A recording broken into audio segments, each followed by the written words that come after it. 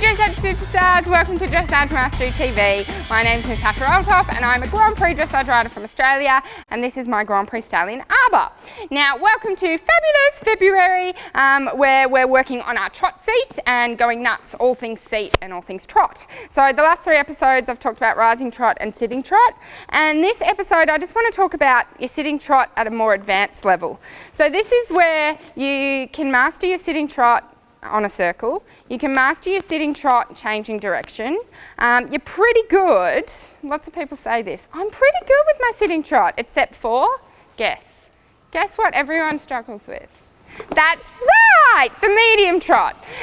Medium and extended trot. People go, why is that in there, and why do I have to sit?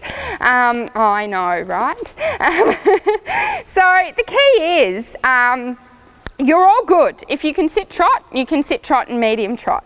You just need to get used to and get stronger at using your abs and your upper groin muscles to kind of suck you down into the saddle. You simply still have to go with the horse. And a lot of your extended trot also depends on the horse. I don't have a beautiful warm blood that sucks you in. You can get horses that suck you in and take you across that diagonal, and literally it's easier to sit trot on those horses in medium trot than in normal trot.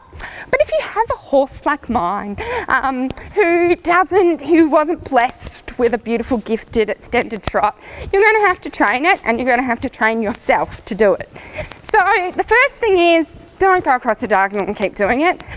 Work it on a circle first. Work it on a couple of strides until you can do 3 strides, 4 strides, 5 strides, 6 strides, 7 strides.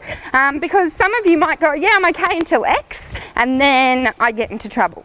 So if that's you, okay, work out how many strides between here and X. It might be 7, and then work on 8, 9, 10. Doesn't have to be on a circle. You can do it on a circle, on a long side, but there's no point bouncing on the horse's back, because the horse will then go, why should I push and why should I try an extended trot?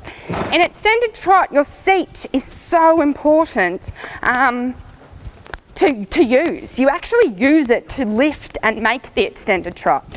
So let me just talk about what I'm doing. So I'm going to go across the diagonal.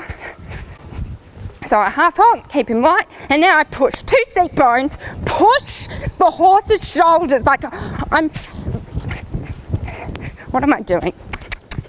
And then they're normally okay until it comes to the collecting. So what I'm doing is, I'll come back and tell the camera what I'm doing so you can see.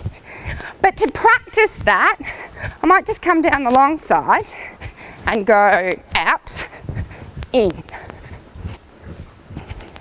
out, in, out, in. Okay, and I'll come and show the camera what I'm doing when I do that exercise. Good boy. So, I have 2 seat bones, as I suppose you do. Your 2 seat bones are those 2 bony bits in your bum, or under, what you use to sit onto the horse. So when I'm sitting trot, I'm kind of pedaling my 2 seat bones left, right, left, right, left, right with the horse's legs. When I go extended trot, I kind of sit a little bit back. Not this, but it just helps me counteract that more push of the hind legs, which are going to push me out of the saddle more, and it really helps to drive my seat bones and basically communicate to the horse, hey, I want you to sit under, I want you to get your hind legs under and push yourself out into outer space. So I tend to think, I tilt my pelvis just the slightest little bit. I'm so overemphasizing it, but here's my pelvis in natural, and then so if you're standing here, here's my pelvis, and all I do is tilt it a little bit this way. Oh, it's getting rather. But yes, you want to be able to say to the horse, okay, here's extended trot. So here's my normal trot seat, here's extended trot. It's just that nice little tilt that says, okay, now I'm going to drive my seat bones into your back and make you go, go, go that way. The half halts are really important as well, because you don't want the horse to just run on the forehand. So you have to keep the horse light. So you tell the horse to go, you tilted your pelvis slightly that way, and you're sitting a little bit slider back. Yes, we can go again soon. Now, then you're all good. Lots of people then go, yeah, I'm good, I'm good, I'm good, till it comes to the collect. Now, I agree, the collect is hard. Basically, you've got to bring that pelvis back and pedal pedal, pedal, pedal, pedal. If you don't sit with your seat, it's the same when you do a canter trot transition. If you don't control the trot that you're going to create, and if you don't think about what rhythm you want, then you're at the mercy of the horse, and the horse will bounce you out of the saddle and you'll be in big trouble. So let me just show you again. Here's normal trot. My seat is going left, right with the horse. Good boy. Now push, and now collect. And I sit, I make sure I'm ahead of the horse. I always talk about you being the leader, and you've got to be ahead of the horse. You can't wait for him to collect and then go, oh, well, I'll just sit to the trot that he gives me. You are God, you create the world, you create the trot that the horse sits on.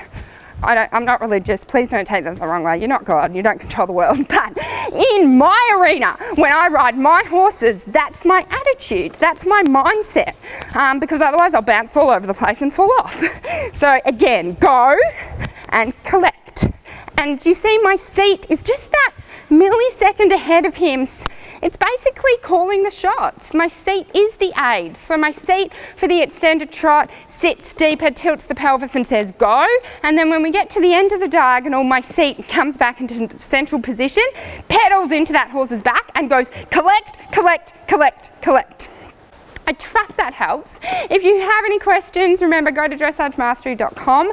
There's lots of free stuff, and if you are interested more in the seat, check out Dressage Mastery. You can join for $1 and get a full hour and a half on seat and what you should be doing when. So trust that helps. Have an amazing week, and I'll see you guys soon. Bye.